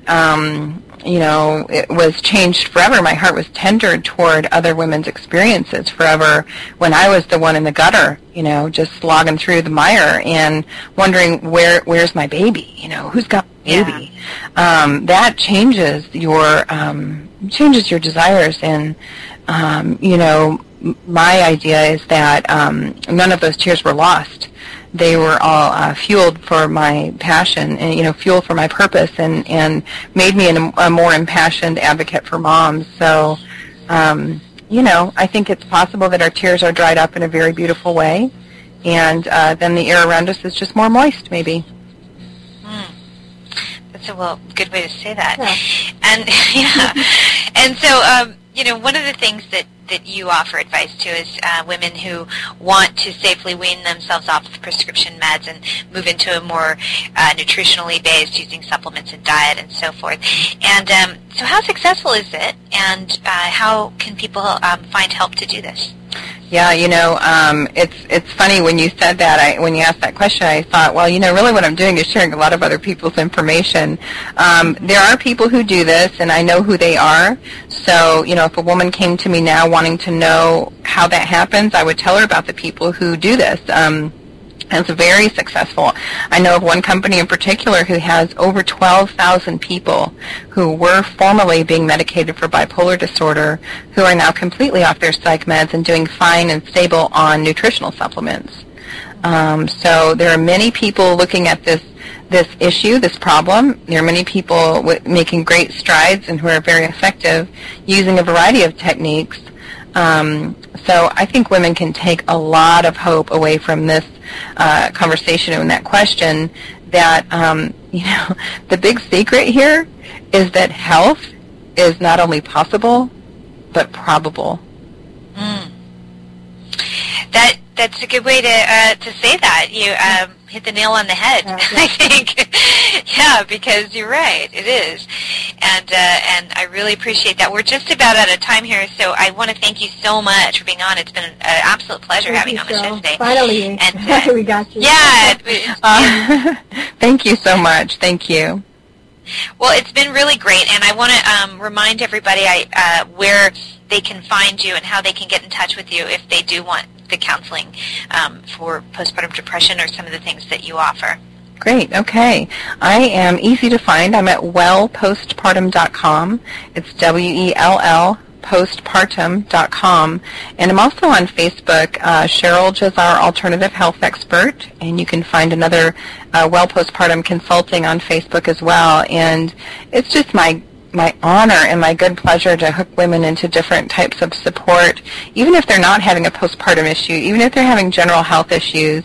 I kind of call it, introducing people to my group of really smart friends who can help with a lot of issues, like I said earlier, all the way from dental health to mental health to reproductive health. And so it's our heart to really help even the men get their contribution, squeaky clean and ready to go. Right. So it's just my honor and pleasure to share this information, and thank you for that opportunity, both of you. Oh, you're welcome. And you're very welcome, and we really appreciate it. And you also have, I mentioned in your intro that you're a distributor for Young Living essential oils. So can they find that as well on your website, or? Yes, I have a few different techniques and products that I use. The essential oils really are just such a powerful way to get healing into the body and quickly into the bloodstream. So the best place is the Facebook presence, Cheryl Jazar Alternative Health Expert. And I do have a Young Living site, which is YLScents, SCENTS .com/Cheryl Jazar. If somebody just wants oils, such a good move. We have a progesterone product that kind of is the PPD eraser. It just kind of really helps to put a lid on the progesterone imbalance that can happen after most pregnancies. So yeah, some of the little tools in my toolbox are pretty amazing, and Young Living essential oils are one of the most powerful. Thank you. Oh, well, thank you. And I agree. I do like the essential oils. I'm starting to kind of learn about it myself. And you do notice like an immediate, it's one of those things that, because it's sensory, you feel it right away. You know, whether it's going to be effective or not. So it's certainly my son with autism, the lavender has been nice, you know, like with massage and helping him fall asleep and things like that, calming his body. Oh, good. So, yeah, so it's really nice. So thanks again for being on the show. Virstyne and I are going to take a short break, and when we get back, we're going to close out the show, but we want to thank Cheryl. It's been a pleasure. Postpartumdepression.com is where you can find her, so please stay tuned. Thank you. Thank you. Bye-bye. Everything I'm looking at seems crazy. The newspaper, the television, nothing's right. Nothing's telling me what's true. It's like I fell into a bucket of cream and kicked my legs until I became a mouse. What's that about? I'm a conspiracy realist, not a conspiracy theorist. I want a t-shirt that represents me. What? There's one that's available? Go to shop.truthertease.com, says the voice in my head. Shop.truthertease.com. It's not crazy. I'm not afraid to go on the internet and go to shop.truthertease.com. I'm not scared. I taken out bowling balls that look like you. That's what I said. Straighten out. Get your conspiracy realist t-shirt. Don't make me come over there. You look good. Welcome back. Thanks for listening to Truth or Talk. We just interviewed Cheryl Jazar of a Well Postpartum Clinic, and it was really cool. That was a really good interview. She had a great voice. Yeah, I know. She sounded like she done radio or something. She can do radio or something, yeah. Yeah, she was really meant for radio. She was just really articulate in her points, and I really enjoyed that interview. And so I think Leslie Carroll, both our friend, who recommended Cheryl, so that was a good recommendation. Yeah, I liked it. Thanks, Leslie, if you happen to listen. And even though Leslie's probably busy with her own radio show, so. Her holy hormone. Holy hormones. Yeah, it's a lot on the mouth. It's like almost like a mouth twister. Yes. Yeah. But she's got her show, and she's a lovely. We like to have her on as well. And she recommended Cheryl, and so that turned out to be a really good interview. So. You know what though? I wanted to say I made a mistake because in the interview I made a comment that Merck wrote the DSM. So I want to correct that. They actually have their own diagnostic manual, but. Pharmaceutical companies do fund the DSM that the American Association of Psychology publishes. So they're still getting ties, but I said specifically Merck. So you come across a lot of information. Sometimes you get stuff mixed up. But the thing to do is to admit your mistakes or admit when you flub and stuff, because you don't want to give people wrong information intentionally, Right. So you can look that up. There's a really good article that the humans, I think it's called the humans, I forgot the name of it. Something on human rights. The Citizens Commissions on Human Rights. That's what it is. They did a really good article. CCHR. Yeah. They did a really good article talking about the ties between the pharmaceutical industry and the Psychiatric Association and the DSM and stuff. So anyway, there we go. It's embarrassing. Yeah, we'll post that in our write-up as well. Yeah, I don't think you need to be that embarrassed because it was an honest mistake, because Merck does have their own manual, and they write their own manual because they are trying to, I guess, what they want to do is use this to sell to doctors or give to doctors so that when they're looking up a disease, they can go, oh, well, this diagnosis here requires this type of drug. Yeah. And so it's almost like they're trying to replace the DSM and say, well, this is a shortcut. We're going to give you, and it's going to tell you what drug you need, and it's our drug that we manufacture. So, and the reason that they do that is because the codes for the DSM are actually used to get insurance companies to finance them. That's how the DSM works. It's like, it really has nothing to do with medicine. It just has to do with the fact that this is how they get funding. Otherwise, people don't get their drugs paid for unless they can have a diagnostic code that says under this. And then that's true for testing or blood test or anything like that. Any type of treatment, they're going to say it needs a certain diagnostic code, and then that diagnostic code is going to either be valid, well, we're going to use this treatment, and things like that. That's why sometimes they won't be, because they it'll be a drug or something that isn't necessarily approved for that type of diagnosis. So then they'll either, they'll give them a different drug or they give them a different diagnosis or whatever, so they can get it paid for. It's really weird, but essentially in a nutshell, that's what it's all about. It's all about, the DSM is always about getting paid. It doesn't have anything to do with medicine or treating patients. And Merck's manual, it's easy to confuse the two because they basically are doing the same thing, but they're just done theirs own independently. But the DSM itself, too, is also highly, there was an article on CCHR that we were talking about, how they pointed out the fact that there is very financial conflicts of interest. They didn't mention Merck specifically as one of the financiers, but they did say that there were several pharmaceutical companies, including Pfizer and GlaxoSmith, who do fund the making of the DSM and the writing of the DSM. So they're all in on that. Yeah, Merck doesn't get off the hook, just so. No, Merck doesn't get off the hook at all, by the way. Yeah, so that's what I just wanted to say, yeah. Yeah, no, you're right. No. You explained it very well. So. No, you're just clarifying it because. Because I was like, yeah, and Merck writes the DSM, like, oh, that's just how lies get out, and that's just how, right. So I just had to suck it in and be like, hey, sorry about that, a little wrong, but. Yeah, but it's easy to. I just was pointing out that it was an honest mistake, and they do. Write a manual. It's just not the DSM. So, but yeah, anyway, but they, and who knows, they might be one of the financiers. It didn't specifically name them, but it did name several other pharmaceutical companies. So, I don't know. But Merck, we're no fans of Merck. Isn't Merck's the manufacturer of Gardasil? Yeah. Oh, yeah. So we hate them. Yeah. Because we know that Gardasil is horrible. They're evil in a syringe, Exactly. Yeah. It's just syringe. So definitely we're no fans of Merck.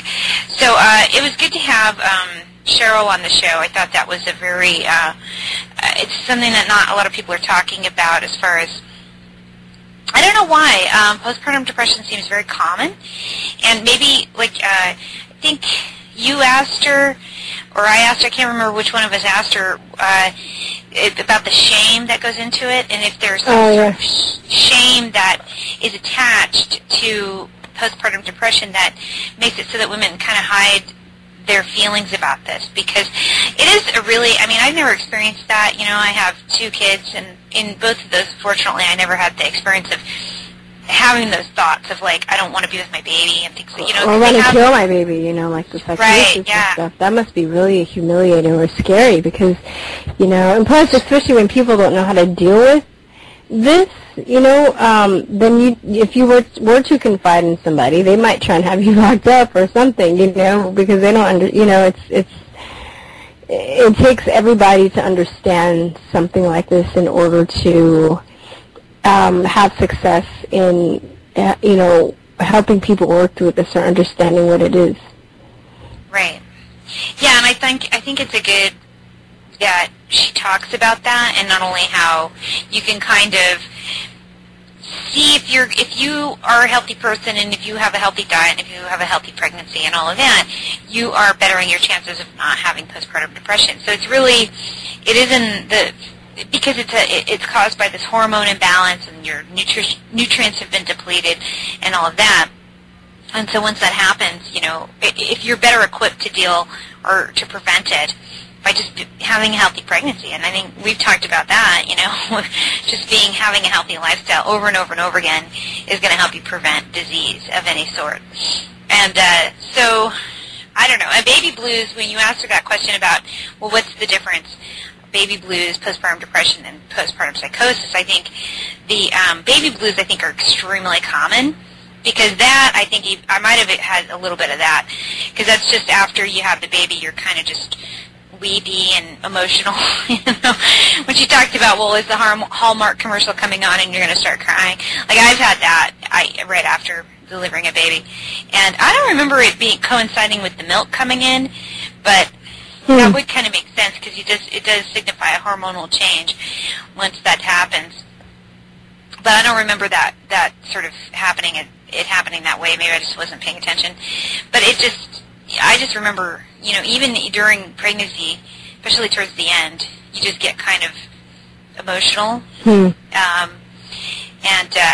That's just, I think, due to the hormonal changes. You have like a heightened sensitivity is what I would describe it as. So, okay. Yeah, I mean, well, you probably have experienced it when you get PMS. You know, it's the same kind of thing. Okay, You can sometimes have a heightened sensitivity, be agitated easier. People express it in different ways. I tend to get more emotional, get more weepy, and cry easy. You know, I remember crying just like the baby. They bring the baby in the room. I start bawling. You know, oh, the baby. It's they're so sweet. I love the baby. And you know, it's just you just get emotional about that kind of thing, and it's just like, but I think that's fairly normal, and it passes. She said that usually goes away within a couple of weeks. So those are really, really, really, really common. I don't know any woman who doesn't experience it on some level, a little bit of baby blues. But then the other stuff can be pretty serious, and that's where, you know, I don't know. I mean, we played that clip a little with Tom Cruise, the Brooke Shields thing. You know, yeah, that can be very serious. So I don't know. I wonder how Brooke Shields is doing now. She used those drugs to help her through her postpartum depression. I can't say that it would really help her. I would think that it would mask the symptoms. Oh, definitely. But did she respond to him? Was there ever like? Oh yeah, I think that eventually, at first she was kind of pissed, and then I think Tom Cruise, you know, being charming as could be, like, won her over, and then they became friends. I'm not kidding. Like, she was like at the wedding, and when he married Katie and all that stuff, like he and Brooke Shields, like, not only did they patch it up, they ended up becoming like best buds, you know. Gal pals. I don't know. It was so he's charming. He pulls it off somehow. That guy. You know, it's just Tom Cruise. But anyway, so she definitely. So I don't know what happened to Brooke. I mean, he was. I mean, his point was like, well, I care about her. I'm not trying to. Because I think they did a movie together way back in the day. So I don't know. Yeah, it's. I hope that people will seek something like what Cheryl does and look out. It's really hard to do that. And you were saying, like, you know, as a black woman in the black community, they don't. It's even more so.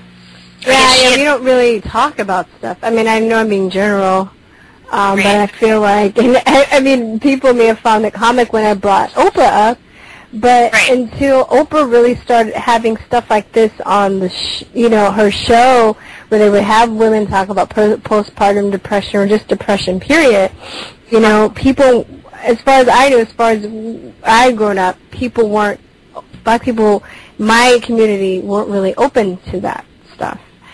I remember my mom saying that she thought depression was a joke because she didn't understand, like, you know, she kind of thought that people needed to just get over themselves.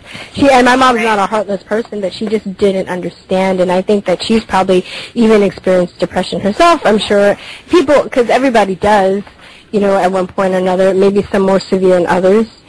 But I just don't think, we really articulated it or knew how to articulate or talk about stuff. We don't talk about really our problems. And I know Dave Chappelle makes a joke about it. And one of his stand-up routines, just talking about the black community and how we don't talk about problems. And basically, we don't need therapy. He was basically saying, like, weed is our therapist, because we don't really, you just suck it up and just deal with it. Even molestation, like if something happens, you don't really. You don't go to therapy, you don't go to psychiatry, you don't psychiatrist or counseling or any of that stuff. You just have to deal with it. You have comedy and you have weed. That's and a 40. That's what we have. So and it's not healthy, but I'm just like I think that's a common problem, but it might be in certain cultures it's more exasperated. And she was bringing it up, Cheryl was, because I guess there's somebody on her that works on her her page or something like that. Was that what she was describing? And who brought up that point? A woman who she works with her, or a colleague who had brought that up, and how in the black community it's even more so, like, we just don't talk about it. But I don't know. I think that's very true, that culturally it just depends on the. And I would even say, as far as like Asian people too, I grew up around a lot of Asian people, and I teach and I live in the culture. They don't really talk about their problems.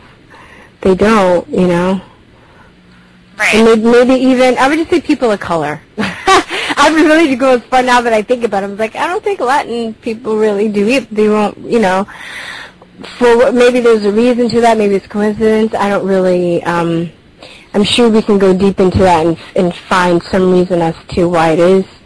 Right. But, we don't, it's not really open for discussion. You just suck it up, Yeah. Yeah, right. So, well, and then this is something that's really, really, really serious too, and it's amazing because if you're in it, I can imagine it being really hard to be objective about it and say, I'm having postpartum depression, or I'm having, to recognize what's happening and not be angry at yourself for going, I should be experiencing all these beautiful experiences that these mothers are having. They're so happy to be a new mom and to have this baby, and they're and they have this bonding feeling, and that I just don't have it.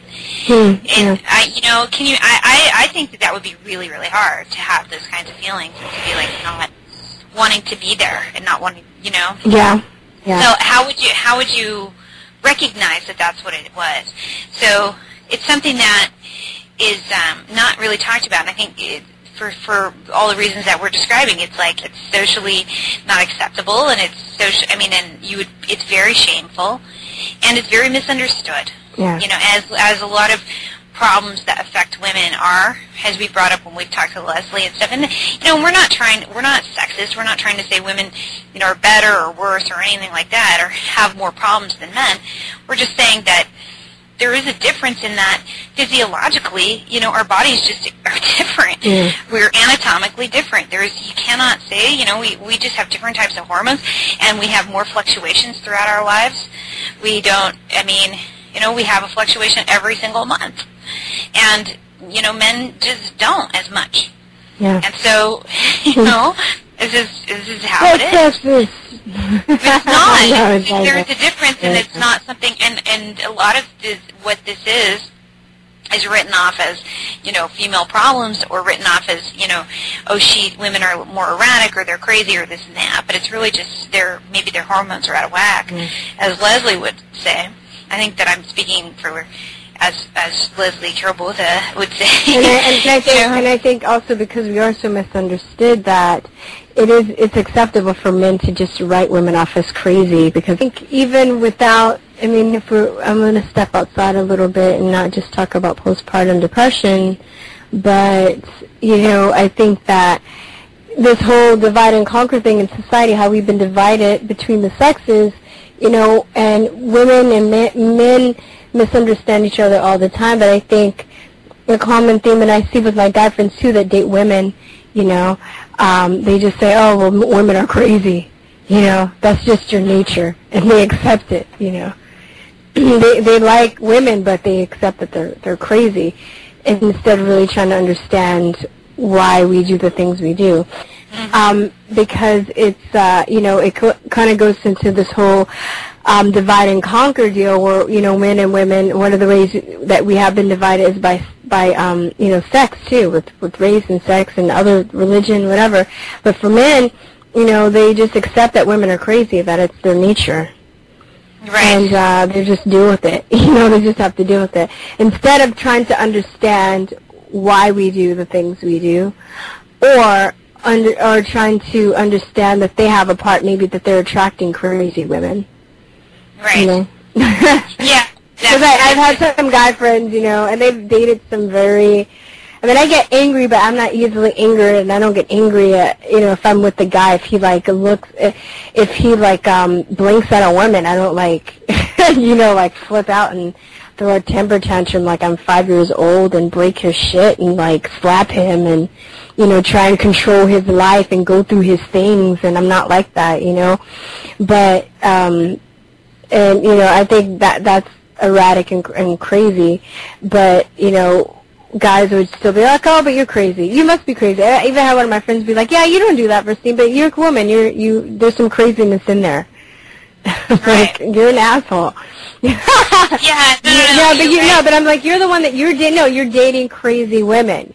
Because not all women, and I know women that would say the same thing about men, and men are dogs, and men are assholes, and men only think with their penis, and they're very primitive, but no, you just attract those dudes. That's who you're fucking with. You're fucking with those kind of guys, Right. Not all men are like that. Yeah, and it's true. It's like they haven't taken the time to understand what's really going on. So then so on the flip side of that, people just kind of accept it. And so some who may not be going through postpartum depression or having hormonal changes, but are just bitches or just spoiled because nobody's bothered to tell them that they are behaving, inappropriately. Right? So they've just let them get away with it, and then they are like these guys or these girls that your friends are going out with. And so then they get away with it, and they grow up, and they become adults who are dating your friends, apparently. Some of your friends, and they go out with these guys, and they act that way. They go nuts because you blinked at a woman. Yeah. And they, and they go bizarre, and they go crazy, and it's probably, in those cases, is it really hormones, or were they just taught that they weren't taught that it's inappropriate because everybody just accepted it? So it can happen. Yeah. So I'm saying it can be a double-edged sword in that way, that it's like on one hand. Well, no, because I think they might have hormonal issues on top of being spoiled. Right. Because even when I've been PMSing or I've had issues like that, I'm not fucking, first of all, I just be embarrassed. Are you embarrassed that, I think about, how are you not embarrassed being a 30-year-old woman, stomping your feet and crying and throwing shit and yelling and, you're 5 years old? Because what I've seen, I look back and I'm like, damn, they look like they're 5, but they're 30. They look ridiculous. How are you not embarrassed? Right. It's terrible. But obviously, I guess they learn, and a lot of people give into that, too, around them. They surround themselves with people that give into them acting like that, so they do end up getting what they want a lot. Yeah. Exactly. Especially if you're an attractive woman, a lot of women, and it's sad because I see this a lot in L.A., in Los Angeles, people come here for the entertainment industry, and there are a lot of attractive, mostly unnaturally, naturally and unnaturally a lot. A lot of people get surgery done and everything. And I've had a lot of guy friends, I swear, at the time they wouldn't admit it while they were in it. But I'm like, you're just with her because the sex is good, or you're attracted, you're happy to have a pretty girl on your arm. She can treat you like shit, but as long as you have a pretty girl on your arm who's screwing you regularly, hey, it's all right. And at the time, I've gotten in fights with some of my friends about it, and they're just like, no, that's not true. And now when they break up, they're like, yeah, that was that was true. Yeah, that was good. And it's human nature because women do the same thing. So I'm not just, I'm not dogging on one sex or the other. We just have to be really aware of how we treat each other and maybe make a little more effort to understand where we're both coming from. Because I don't think we're naturally meant to have this divide between us on any of these levels, race or sex or religion or any of this shit. You know, we're just so fighting. We're too busy fighting people. We can't tell who the real culprits are, right? The elites, right. The Illuminati, whatever, whoever. It's not that convenient for them. Yeah, you know? definitely. It's in that they get to hide. There's a line in a Bob Dylan song. The executioner's face is well hidden. So it's like you know, they're well hidden, you know, behind their masks, and everybody else is fighting with each other. It's just I don't know, but. So this is a good way, back to what we were talking about the show today, because we're just about out of time, so I'm going to go ahead and wrap up, but I just wanted to reiterate that it isn't something that a lot of people are aware of or really understand, or, you know, or they don't blame, when they misunderstand it, they might blame the woman, and really it's just something going on with her physiologically. So thank you to Cheryl for being on our show today. It was really great. So if you guys are interested, her clinic is Well Postpartum, I think it's called look it up, sorry. Oh, you can find her on Facebook at Cheryl Jazzar, that's Jazzar, Alternative Health Expert, and get information on her free services, which is pretty amazing too. So thanks for being on our show today, Cheryl, and until next time, y'all, peace, truth, and love. Peace, truth, love you guys. Hello, thanks for having me on your radio. Even though we're not from a famous rock and roll band, if we were, even though we sound a little like we are, we definitely wear a Conspiracy Realist t-shirt, because they're gear, aren't they? Oh yeah, they're really gear. I want to write a song about them. Conspiracy Realist t-shirts at truthatease.com. I gotta think of the middle 8. Shop.truthatease.com. What does that mean? It's the internet. What's that? I don't know. It's a net. It's between things. Shop.truthatease.com. What's that? It's where you get Conspiracy Realist t-shirts. Oh, gear.